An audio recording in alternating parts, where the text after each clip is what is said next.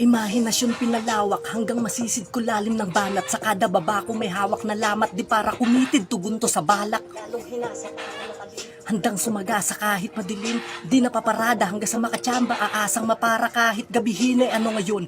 Tagal kong hinamon ng takot, umabot sa laot, pinagod ng agos, inanod bumangon pagtapos at halos nakmaos nang at nagkagalos. Bakit pa ba ako susuko? Sumubok nang at napasubo, sumugal nagsulat ng matuto kahit walang pamagat sinaulo.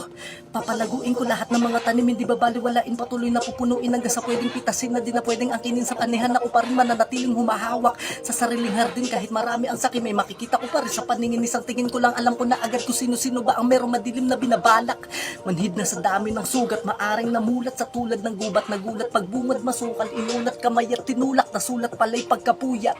Maaring namulat sa tulad ng gubat, nagulat pagbungad masukal, inulat kamay at tinulak, nasulat pala'y pagkapuyat.